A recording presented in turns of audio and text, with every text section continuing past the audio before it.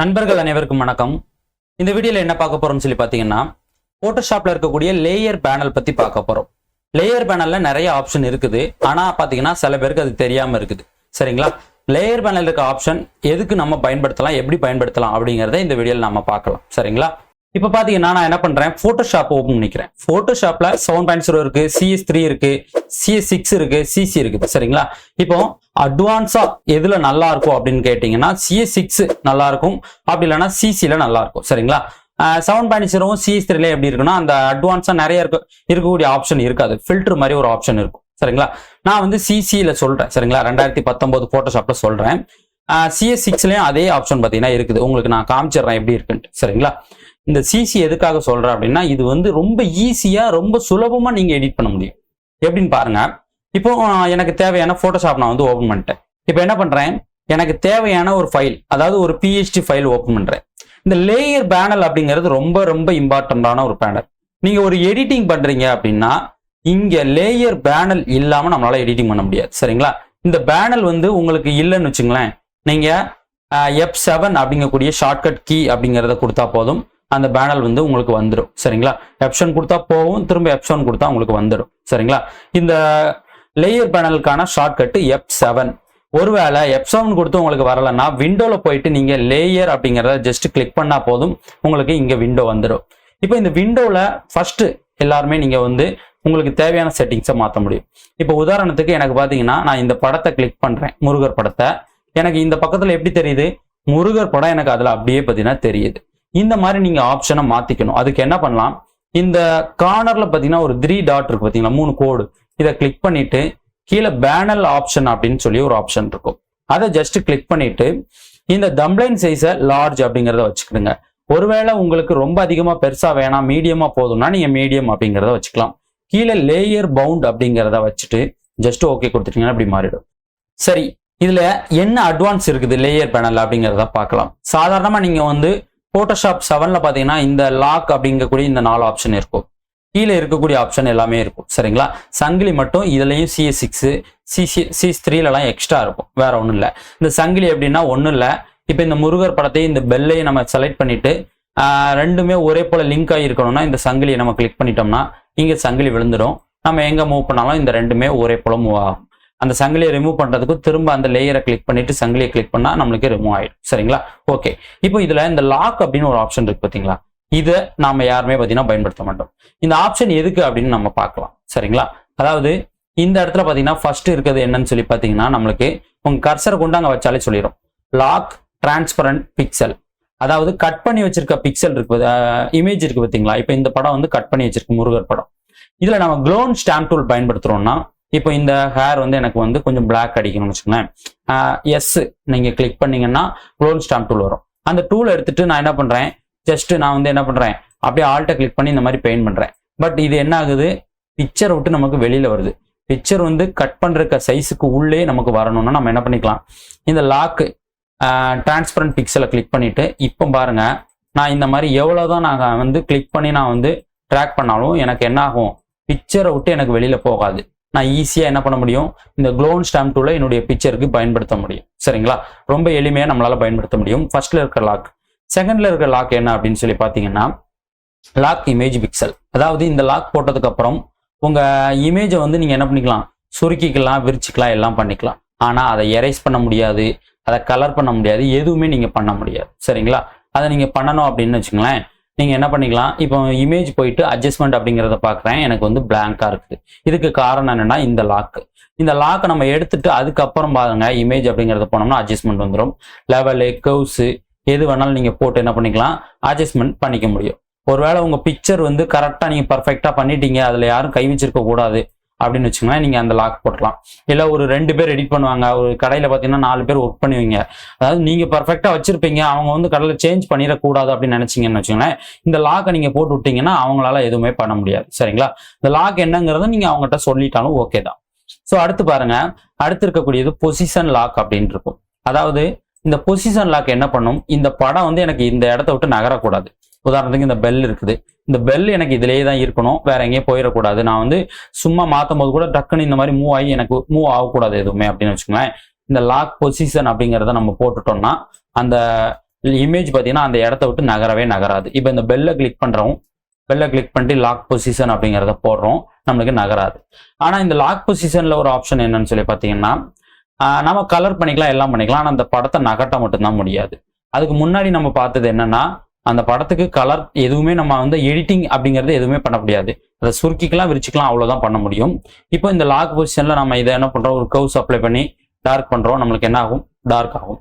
Eraser tool எடுத்து erase பண்ணுறோம், erase ஆகும், எல்லாமே ஆகும். சரிங்களா? ஓகே. அதுக்கடுத்து இருக்கக்கூடியது ஆர்ட் போர்டு. சரிங்களா? ஆர்ட் போர்டு அப்படிங்கிறது சில பேருக்கு தெரிஞ்சிருக்கும், சில பேருக்கு தெரியாது. நம்ம ஆர்ட் போர்டு அப்படிங்கிறத விட்டுறலாம். சரிங்களா? அடுத்து இருக்கிறது லாக் ஆல். லாக் ஆல் அப்படிங்கிறத கொடுத்துட்டோம் அப்படின்னு வச்சுக்கோங்களேன், அந்த லேயரை நீங்கள் எதுவுமே பண்ண முடியாது. உங்களால் நகட்ட முடியாது, எடிட்டிங் பண்ண முடியாது, எதுவுமே பண்ண முடியாது. சரிங்களா? இந்த மேலே இருக்க லாக் ஆப்ஷன் அப்படிங்கிறத நீங்கள் வந்து தெரிஞ்சுக்கிடுங்க, பயனுள்ளதாக இருக்கும். சரிங்களா? இந்த பிளெண்டிங் மோட் அப்படிங்கிறது கண்டிப்பாக எல்லாருக்குமே தெரிஞ்சிருக்கும். சரிங்களா? பிளெண்டிங் மோடு வந்து நம்ம வந்து அதிகமாக நான் பயன்படுத்துறது லைட் எஃபெக்ட்டுக்கு நான் பயன்படுத்துவேன். இப்போ நான் என்ன பண்ணுறேன், ஒரு ஆல்பம் ஷீட் வச்சிருக்கேன், இதில் நான் என்ன பண்ணியிருக்கேன், இந்த லைட் எஃபெக்ட் வச்சிருக்கேன். இதோட பிளெண்டிங் மோடு நார்மல் அப்படின்னு மாற்றினோம்னா அவுட்டரில் இருக்கக்கூடிய பிளாக் வந்து எனக்கு தெரியும். இதை நான் வந்து ஸ்க்ரீன் அப்படிங்கிறத மாற்றிட்டேன் அப்படின்னா எனக்கு என்ன ஆகும், அந்த பிளாக் ரிமூவ் ஆகி எனக்கு அந்த லைட் எஃபெக்ட் மட்டும் தெரியும். சரிங்களா? ஓகே. அடுத்து இந்த டாப்ல இருக்கக்கூடிய ஆப்ஷன் பாருங்களேன், இது வந்து ஃபில்டர் ஆப்ஷன். இது எதுக்கு அப்படின்னு சொல்லி பார்த்தீங்கன்னா, பிக்சர், அதாவது நம்ம வந்து ஃபில்டர் பண்ணிக்கலாம். நம்ம இப்போ இந்த பிஎஸ்டி ஃபைல் வச்சிருக்கோம்னு வச்சுக்கோங்களேன், அதில் என்னென்ன கேட்டகரியில் ஃபைல்லாம் வச்சிருக்கோம், என்னென்ன மாதிரி ஃபைல் இருக்குங்கிறத ஃபில்டரிங் பண்ண முடியும். சரிங்களா? இப்போ உதாரணத்துக்கு எடுத்துக்கிட்டீங்க அப்படின்னு வச்சுங்களேன், நம்ம அரிசி கூட பருப்பு கலந்துட்டு வச்சுங்களேன், ரெண்டும் மிக்ஸ் ஆகிடும். நம்ம அதை தனியாக பிரிக்கணும்னா பருப்பை தனியாக எடுக்கணும், அரிசியை தனியாக எடுத்து நம்ம என்ன பண்ணுவோம், அதை தனித்தனியாக ரெண்டையுமே பிரித்து எடுப்போம். ஸோ அதே போல் நம்ம எடிட்டிங் பண்ணக்கூடிய ஃபைல்ஸ் எல்லாத்துலேயுமே பிரித்து நம்மளுக்கு காட்டும். இது எப்படின்னு பாருங்களேன், இந்த பிக்சல் ஃபர்ஸ்ட் இருக்கக்கூடிய ஆப்ஷன் என்னன்னா இமேஜ், அதாவது இமேஜில் பிக்சல்ல இருக்கக்கூடிய இமேஜ் வந்து என்னவோ அதை மட்டும் நம்மளுக்கு காட்டும். சரிங்களா? நம்ம குழம்பே வேண்டாம், இமேஜ் என்ன அதை மட்டும் காட்டும். ஜஸ்ட் ஒரு கிளிக் பண்ணையும் என்ன ஆகுது, இப்போ நான் யூஸ் பண்ணியிருக்கிறதுல இமேஜ் எனக்கு என்னென்ன இருக்கு அப்படின்னு பார்த்தீங்கன்னா 1 2 3 இந்த பேக்ரவுண்ட் லேயரோட சேர்த்து 4 ஒன்று இருக்கு. இது எனக்கு இமேஜ். இங்க பாருங்க, நம்ம இதை மறைச்சோம்னா மறையும். அடுத்து இந்த இமேஜை பாருங்க, இது இமேஜ் அப்படிங்கக்கூடிய லேயர். ஸோ அடுத்து இருக்கிறது என்னன்னா அட்ஜஸ்ட்மெண்ட் லேயர், அதாவது இந்த நியூ அட்ஜஸ்ட்மெண்ட் அப்படின்னு இருக்கா, இதுல போய் நம்ம ஏதாட்டும் லேயர் போட்டிருந்தோம்னா அது காட்டும். அதை கிளிக் பண்ணி நம்ம என்ன பண்ணலாம், இதுல வந்து எனக்கு எந்த ஒரு லேயருமே நான் அட்ஜஸ்ட்மெண்ட் போடவே இல்லை. ஸோ அடுத்து பாருங்க டெக்ஸ்ட் லேயர். டெக்ஸ்ட் என்னென்ன இருக்கு, 1 2 3, அந்த 3மே இதே இடத்துல தான் இருக்கு. இங்க பாருங்க, happy wedding, traditional wedding Germany அப்படின்னு இருக்கு. அந்த 3மே டெக்ஸ்ட் இந்த இடத்துல இருக்கு. நீங்க டெக்ஸ்ட் அப்படிங்கும்போது இந்த 3ஐ மட்டுமே நீங்க என்ன பண்ணிக்கலாம், இதுல கிளிக் பண்ணி ஒர்க் பண்ணிக்கலாம். உங்களுக்கு இந்த 3 டெக்ஸ்ட் மட்டும்தான் இருக்கும். சரிங்களா? அடுத்து பாருங்களேன், இது வந்து ஷேப் லேயர். இதை கிளிக் பண்றேன், ஷேப் லேயர் நான் என்னென்ன கிரேட் பண்ணியிருக்கேன் அப்படிங்கிறது வருது. 1 2 3 4, இந்த 4 பாக்ஸ். இதுக்கு பின்னாடி ஒரு லேயர் இருக்கு, அது ஒன்று, இந்த சர்க்கிள் ஒன்று. இப்போ இந்த மாதிரி நீங்க ஃபில்டரிங் பண்ணும்போது நீங்க வந்து எந்த ஒரு லேயரையும் நகட்ட முடியாது. நீங்க இப்போ ஃபில்டரிங் பண்றீங்கன்னா எந்த லேயரை ஃபில்டர் பண்ணியிருக்கீங்க, இப்போ ஷேப் லேயரை ஃபில்டர் பண்ணியிருக்கேன்னா ஷேப் லேயரை மட்டும்தான் நான் மூவ் பண்ண முடியும். இந்த இமேஜை போய் நான் வந்து லைட்டை மூவ் பண்ணா எனக்கு மூவ் ஆகாது. காரணம் என்னன்னா நமக்கு இங்க என்ன செலக்ட் ஆயிருக்கோ அதை மட்டும்தான் நம்மளால பயன்படுத்த முடியும். இது ரொம்ப சூப்பரான ஒரு ஆப்ஷன். அதாவது இப்போ நான் என்ன பண்றேன், இதுல வந்து பிக்சர் வந்து நான் வந்து வச்சுக்கிறேன். பிக்சர் வச்சிருந்தேன்னா நான் பிக்சரை மட்டும் நான் என்ன பண்ணிக்க முடியும், இந்த பிக்சரை மட்டும் நான் என்ன பண்ணிக்கலாம், எங்க வேணாலும் மூவ் பண்ணிக்க முடியும். என்னால வேற எந்த லேயரையும் பண்ண முடியாது. இப்போ பிக்சரும் ஷேப் லேயர் வேணும்னா நம்ம ரெண்டையுமே கிளிக் பண்ணிக்கலாம். பிக்சர் ஷேப் லேயர் ரெண்டும் தான் நம்மளுக்கு இதுல காட்டும். இப்போ இந்த பிக்சர், இந்த ஷேப் லேயர் கொஞ்சம் மூவ் பண்ணிக்கிறேன், பிக்சர் கொஞ்சம் மூவ் பண்ணிங்கன்னா இந்த மாதிரி பண்ணிக்கலாம். சரிங்களா? இது ஃபில்டரிங் ஆப்ஷன். அடுத்து இருக்கக்கூடிய ஆப்ஷன் என்னன்னா ஸ்மார்ட் ஆப்ஜெக்ட். அதாவது ஸ்மார்ட் ஆப்ஜெக்ட்னா உங்களுக்கு இந்த மாதிரி குட்டியா ஒரு பாக்ஸ் காட்டும். இந்த ஸ்மார்ட் ஆப்ஜெக்ட்ங்கிறது, இந்த ஸ்மார்ட் ஆப்ஜெக்ட் பத்தி ஆல்ரெடி நம்ம ஒரு வீடியோ போட்டிருப்போம். இல்ல இந்த ஸ்மார்ட் ஆப்ஜெக்ட் பத்தி எங்களுக்கு இன்னும் விரிவா தெளிவான ஒரு விளக்கத்தோட வேணும் அப்படின்னு நீங்க கேட்டீங்கன்னா கமெண்ட் பண்ணுங்க, அதுக்கும் நம்ம ஒரு வீடியோ தனியா பார்த்தீங்கன்னா ரெடி பண்ணலாம். சரிங்களா? இப்போ இந்த ஸ்மார்ட் ஆப்ஜெக்ட் பத்தி நம்மளுக்கு இது காட்டுது. இப்போ இதை கிளிக் பண்ணிட்டோம்னா நார்மலா எல்லா லேயரும் காட்டும். சரி, இது வந்து எதுக்கு பயன்படுது? இப்போ நம்ம வந்து ஃபில்டர் பண்றோம், இந்த மாதிரி ஃபில்டர் ஆப்ஷன் இருக்குன்னு சொல்றீங்க, எதுக்கு இது பயன்படுது அப்படின்னு நீங்க கேட்டீங்கன்னு வச்சுக்கோங்களேன். நான் என்ன பண்றேன், டெமோக்கு என்னுடைய இந்த நோட்டீஸ் நான் வந்து ஓபன் பண்ணிக்கிறேன், இந்த நோட்டீஸை. இப்போ இது எதுக்கு பயன்படுது அப்படின்னு பாருங்களேன். அதுவும் சிசி எதுக்காக சொன்னேன் அப்படிங்கிறத பாருங்க. இப்போ எனக்கு இந்த நோட்டீஸ்ல இருக்கக்கூடிய எழுத்து மட்டும் வேணும். சரிங்களா? எழுத்து மட்டும் வேணும், அதுவும் நியூ டாக்குமெண்ட்ல வேணும்னு வச்சுங்களேன். இங்க போயிட்டு டெக்ஸ்ட் அப்படிங்கிறத கிளிக் பண்றோம். டெக்ஸ்ட் எல்லாம் வந்துடுச்சா, கண்ட்ரோல் ஆல்ட் ஏ அப்படின்னு கொடுத்தோம்னா நம்மளுக்கு என்ன ஆகும், இந்த மாதிரி மார்க் ஆயிடும். எல்லா டெக்ஸ்ட் மட்டும்தான் மார்க் ஆகும். சரிங்களா? கண்ட்ரோல் சி அப்படின்னு கொடுத்தா போதும். அந்த கண்ட்ரோல்ஸ் காப்பி பேஸ்ட், அதுக்காக தான் இந்த சிசி அட்வான்ஸே நான் சொன்னது.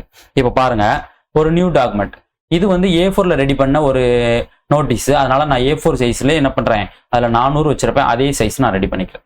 இங்க வந்துட்டு Ctrl+V கொடுத்தா போதும், கரெக்டா நம்மளுக்கு உட்காரும்.